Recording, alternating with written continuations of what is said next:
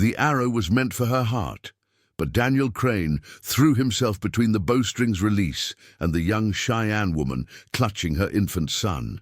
The iron point tore through his shoulder with a wet sound that echoed across the burning village, spinning him around before he collapsed into the mud that had been churned into bloody paste by the hooves of cavalry horses. Through the haze of pain and smoke, he saw her eyes widen in shock, and something else, something that looked like recognition of a debt that could never be repaid. The raid had come at dawn, as they always did. Colonel Harrison's men had surrounded the peaceful camp, while the morning mist still clung to the river, striking without warning, without mercy, without the pretense of justice that usually accompanied such massacres. Daniel had been riding with them, a reluctant scout hired for his knowledge of the territory, a man who had taken the job because he needed the money and told himself that tracking was not the same as killing. But tracking led to finding, and finding led to this moment, where he knelt in the dirt with a Cheyenne arrow in his shoulder, fired by a warrior trying to protect his people from the blue-coated soldiers who had come to destroy everything they held sacred. The irony was not lost on him, even through the white-hot pain that threatened to drag him into unconsciousness. "You fool!" Colonel Harrison's voice cut through the chaos like a blade. "What in hell's name do you think you're doing?" Daniel looked up at the man who had hired him, seeing clearly for the first time the cold calculation in those grey eyes, the way Harrison's mouth twisted with disgust at the sight of his scout protecting an Indian woman. Around them, the village burned with the methodical efficiency of an army that had perfected the art of destruction. "My job," Daniel said through gritted teeth, struggling to his feet. "You hired me to track, not to watch innocents die." "Innocents?" Harrison laughed, but there was no humor in it. "These are savages, Crane, animals. That woman would slit your throat as soon as look at you." Daniel glanced at the young mother, who still held her baby protectively but had not run. Instead, she was staring at him with an expression he couldn't quite read, as if she were seeing something that surprised her. The child in her arms couldn't have been more than a few months old, with the dark eyes and solemn expression of someone who had been born into a world already at war. "She's protecting her child," Daniel said, each word costing him as the arrow shifted in his shoulder. "Same as any mother would. Get out of the way, Crane." Harrison's hand moved to his pistol. "That's an order." But Daniel didn't move.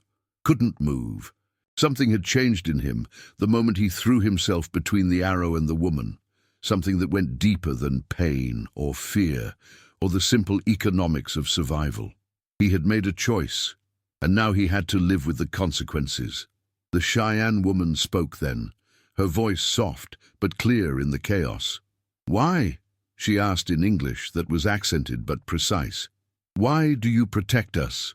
Daniel looked into her eyes, seeing intelligence there, and grief, and a strength that reminded him of his own mother, who had died protecting her children from a different kind of violence in a different time. "Because it's right," he said simply. Harrison's pistol cleared leather with a metallic whisper. "Step aside, Crane. Final warning." "No." The word hung in the air between them like a bridge burning. Daniel felt the weight of it, the finality of it, the way it changed everything about who he was and who he would become. Around them, the sounds of the raid continued, but they seemed distant now, muffled by the strange clarity that comes with irrevocable decisions. "Then you'll die with them," Harrison said, raising his weapon. The shot came from behind them, sharp and sudden as lightning. Harrison spun and fell, his pistol flying from his hand to land in the mud. Standing 20 feet away, smoking rifle in hand, was Sergeant Mills, a grizzled veteran who had seen too many battles and too much death to have any illusions left about glory or honor. "Accident," Mills said flatly, working the bolt to chamber another round. "Colonel got caught in crossfire? Terrible shame." The other soldiers looked between their fallen officer and the sergeant who had just killed him, weighing loyalty against survival, duty against the growing certainty that this raid had crossed a line that should never have been crossed.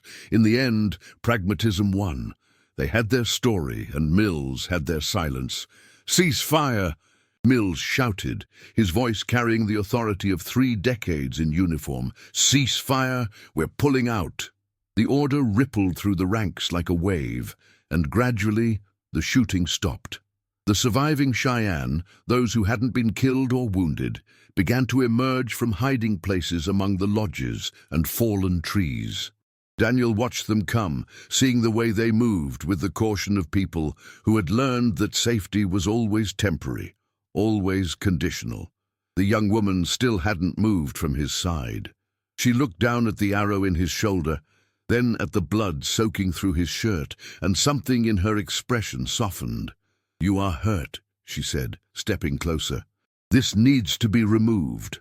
"I'll be fine," Daniel said, though he was beginning to feel lightheaded from blood loss. "No, you will not." She shifted her baby to one arm and reached toward the arrow with her free hand. "Hold still."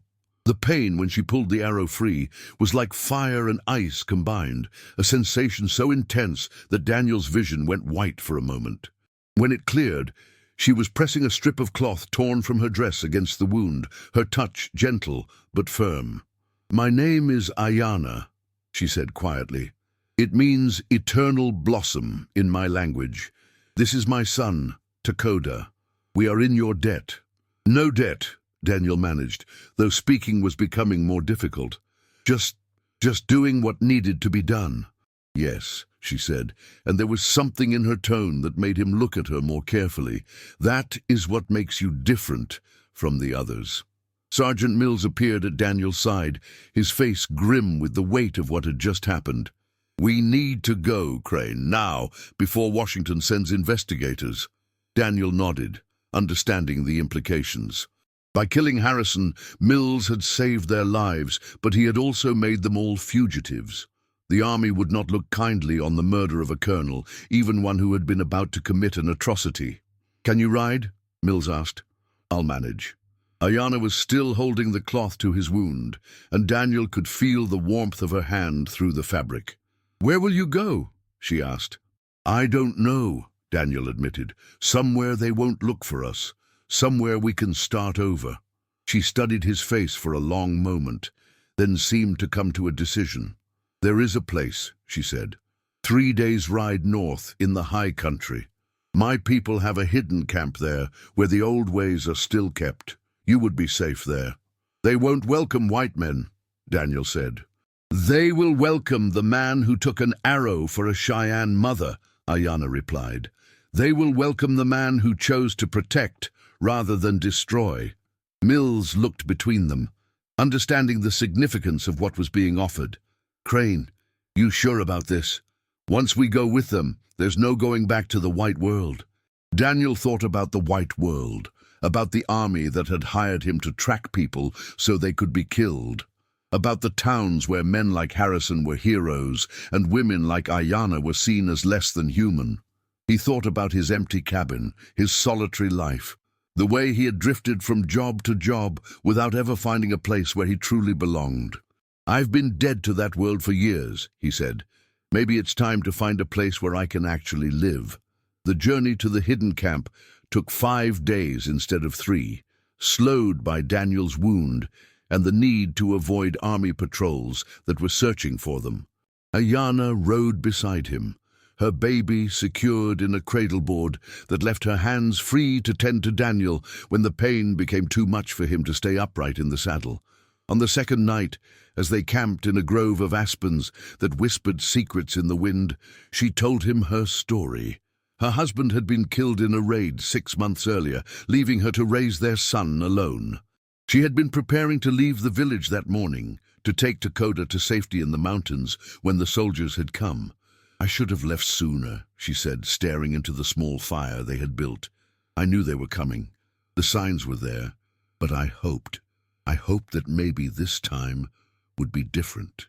"Hope isn't a weakness," Daniel said, though his own experience with hope had been mostly disappointment. "Sometimes it is," she replied. "Sometimes it gets people killed, and sometimes it saves them." Daniel shifted carefully, trying to ease the pressure on his wounded shoulder. "If you hadn't hoped, You wouldn't have been there for me to protect. If I hadn't hoped that there was still some good left in this world, I wouldn't have stepped in front of that arrow." Ayana looked at him with an expression he was beginning to recognize, a weighing and measuring that went deeper than words. "You speak like a man who has lost much hope in his life." "I've lost much of everything," Daniel admitted. "My family died of fever when I was 17. My wife died in childbirth, along with our son. I've spent the last 15 years drifting from place to place, taking whatever work I could find, never staying anywhere long enough to put down roots. And now?" Daniel looked up at the stars, brilliant in the clear mountain air. "Now I don't know. For the first time in years, I don't know what comes next. But for the first time in years, I'm not afraid of it." The hidden camp was everything Ayana had promised and more. Nestled in a valley so remote that it seemed to exist outside of time, it was home to perhaps 50 Cheyenne who had chosen to live according to the old ways rather than submit to reservation life. The lodges were arranged in a circle around a central fire, and the air was filled with the sounds of children playing, women working, and men discussing the day's hunt in voices that carried the rhythm of an ancient language. Daniel's arrival caused a stir. As he had expected, men reached for weapons, women pulled children closer, and the easy atmosphere of the camp tensed like a bowstring. But Ayana spoke quickly in Cheyenne, her voice carrying the authority of someone who had earned the right to be heard. An old man emerged from the largest lodge, his face lined with the wisdom of many winters and the weight of many difficult decisions. He was clearly a chief, though he wore no regalia except for a single eagle feather in his grey hair. He listened as Ayana told her story, his eyes never leaving Daniel's face. When she finished, the chief stepped forward and studied Daniel for a long moment. Then he spoke in English, his voice carrying the formal cadence of someone who had learned the language for diplomacy rather than friendship. "I am Chief Running Bear. My daughter tells me you took an arrow meant for her, that you stood between her and the soldiers who would have killed her child. She tells me you chose to protect rather than destroy, to sacrifice rather than profit. Is this true?" "Yes," Daniel said simply. "Why?" It was the same question Ayana had asked him, and Daniel gave the same answer. "Because it was right." Running Bear nodded slowly. "Ayana also tells me that you killed your commanding officer to save our people." "Sergeant Mills killed Colonel Harrison," Daniel corrected. I just refused to step aside." "Yes," the chief said, and there was something that might have been approval in his voice. "Sometimes refusing to step aside is the bravest thing a man can do." The ceremony that followed was unlike anything Daniel had ever experienced. The entire camp gathered around the central fire as Running Bear spoke in Cheyenne, his words carrying the weight of ritual and tradition. Daniel understood none of it, but he felt the power of it, the way it seemed to change the very air around them. When the chief finished speaking, he turned to Daniel. "You are no longer the man you were when you entered this valley. You have died to your old life and been born into a new one. You are now stands between, the man who places himself between the innocent and those who would harm them. This is your name among the Cheyenne, and this is your purpose." Daniel felt the weight of the new name settle on him like a mantle. "I don't know if I'm worthy of such a name." "Worthiness is not determined by what a man thinks of himself," Running Bear replied. "It is determined by what he does when the moment comes to choose. You have already proven your worth." The weeks that followed were an education in ways of living that Daniel had never imagined. He learned to hunt with bow and arrow, to track game through techniques that had been perfected over generations, to read the signs that the land itself provided about weather and season and the movements of animals. He learned to make his own weapons, to prepare his own food, to live in harmony with the natural world rather than in constant struggle against it. But more than practical skills, he learned about community. In the white world, he'd been isolated, alone, responsible only for himself and accountable to no one. Here, every action affected the whole group. Every decision was made with consideration for how it would impact the children, the elders, the future generations who would inherit the consequences of today's choices.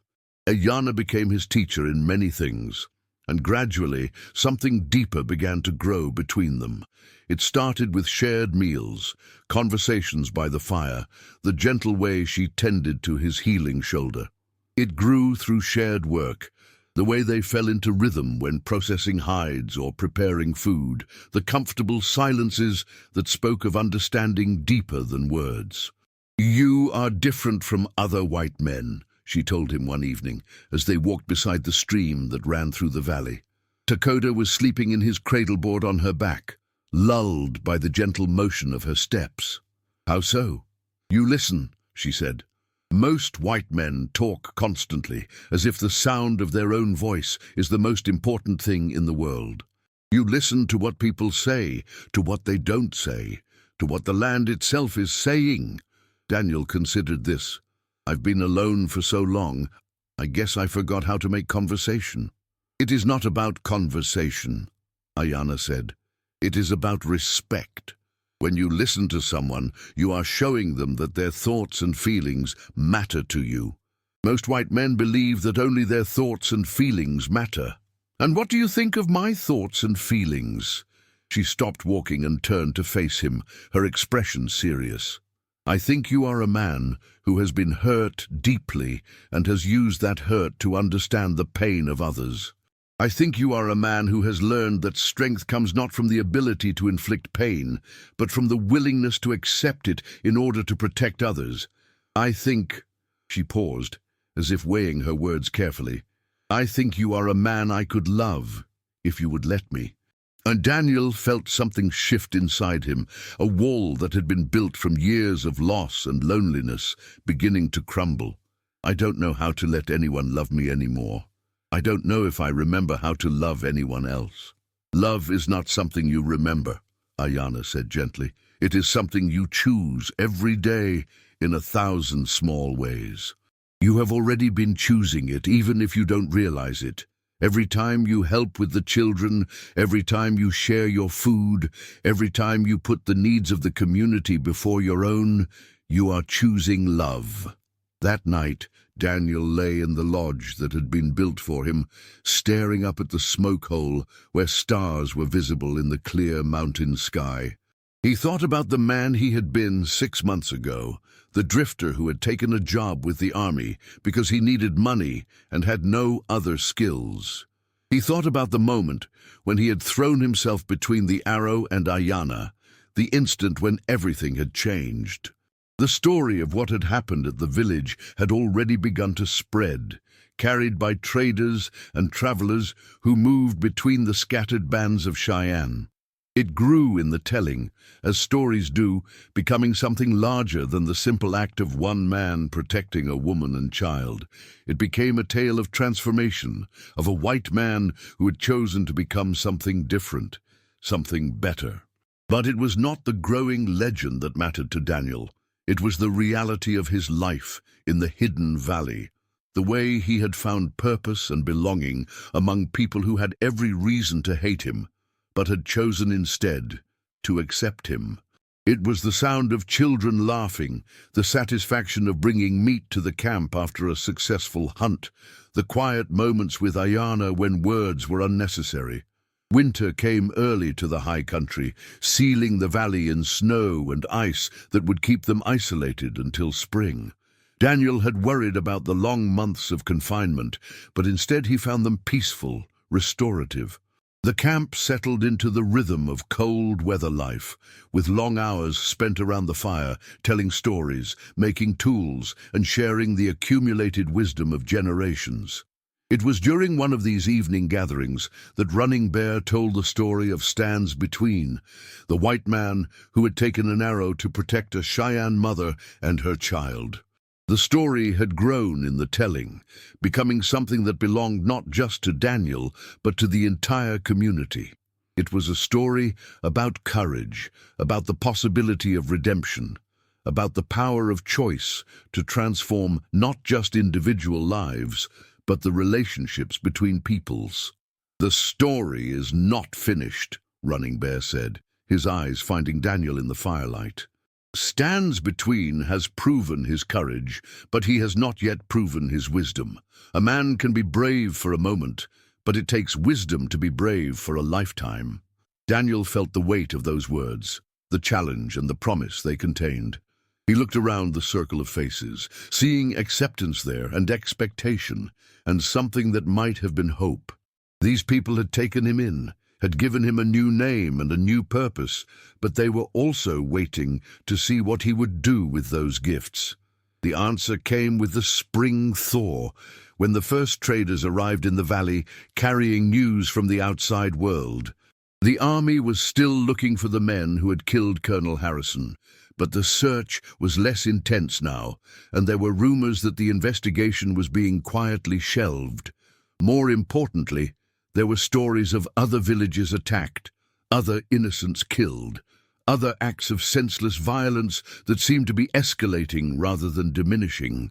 "It's getting worse," the trader told the assembled council. "The army's under pressure from Washington to end the Indian problem once and for all. They're talking about a final campaign, something that will force all the remaining bands onto reservations or wipe them out entirely." Daniel felt the familiar weight of responsibility settling on his shoulders.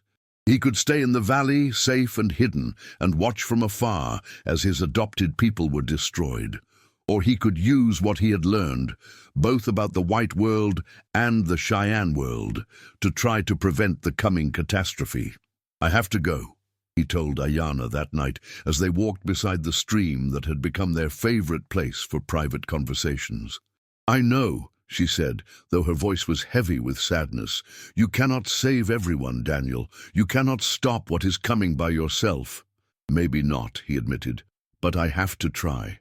If I don't, if I just stay here and do nothing, then everything that's happened, everything I've learned, it all means nothing. And if you die," Daniel considered the question seriously, "then I die trying to do something that matters. That's more than I could have said 6 months ago." Ayana stopped walking and turned to face him. "I will not ask you to stay. You would not be the man I love if you could turn away from this. But I will ask you to remember that you have something to come back to. You have a family here, a home, a life that means something. Don't throw that away for the sake of a grand gesture." "I won't," Daniel promised. "I found something worth living for. I'm not about to give it up without a fight." They were married 3 days later, in a ceremony that blended Cheyenne tradition with the simple vows that felt right to both of them. It was a small gathering, just the immediate community, but it felt more real and meaningful than any church wedding Daniel had ever attended. When Running Bear declared them husband and wife, Daniel felt as if he had finally found the place where he belonged. The mission that followed was unlike anything Daniel had ever attempted. Using his knowledge of both worlds, he began reaching out to sympathetic whites, army officers who were disgusted by the atrocities being committed in the name of pacification, politicians who understood that the current policies were leading to disaster, journalists who were willing to tell the truth about what was happening in the territories. At the same time, he worked to unite the scattered Cheyenne bands, carrying messages between chiefs, helping to coordinate resistance efforts, sharing intelligence about army movements and plans. It was dangerous work, requiring him to move constantly between two worlds that saw him as a traitor, but it was also the most meaningful work he had ever done. The breakthrough came when he managed to arrange a meeting between Chief Running Bear and General Sherman, the Army's overall commander in the West. It was a secret meeting, held in neutral territory, with only a handful of participants from each side. Daniel served as translator, not just of languages, but of world views, helping each side understand what the other was really saying. "Your people are dying," Sherman told Running Bear bluntly. "The government has decided that the Indian wars must end one way or another. You can come to the reservation voluntarily, or you can be forced there. Those are your only choices. Our choice is to live as free people on the land that was given to us by the Creator, Running Bear replied. We ask only to be left alone, to raise our children in the old ways. That's not possible, Sherman said. The country is growing, settling. There's no room for the old ways anymore. Daniel watched the two men, seeing the impossibility of the situation from both perspectives. Sherman was not evil, just pragmatic. He saw the inevitable expansion of white settlement and was trying to manage it with as little bloodshed as possible. Running Bear was not naive, just determined to preserve something precious that was being destroyed. What if there was another way? Daniel asked, breaking the tense silence. What if there was a way for the Cheyenne to live according to their traditions while still being part of the larger community? Both men looked at him as if he had suggested something impossible. I've been living with the Cheyenne for almost a year, Daniel continued. I've learned their ways, their wisdom, their deep understanding of the land. What if that knowledge could be shared? What if instead of destroying the Indian nations, we found ways to learn from them? The discussion that followed was long and complex, but it planted seeds that would eventually grow into something unprecedented. Daniel's vision of cooperation rather than conquest, of learning rather than destroying, began to take root in the minds of people who had the power to make it reality. The war was not prevented, but it was shortened. The massacres were not stopped, but they were reduced. Most importantly, a framework was established for a different kind of relationship between the Indian nations and the expanding United States, one based on mutual respect rather than domination. Daniel's role in these changes was largely hidden from history, but it was remembered in the stories told around Cheyenne fires. He became a legend, not for the single act of courage that had started his transformation, but for the lifetime of service that followed. He was the man who had taken an arrow to protect a native mother. But more than that, he was the man who had used that moment of choice to build bridges between worlds.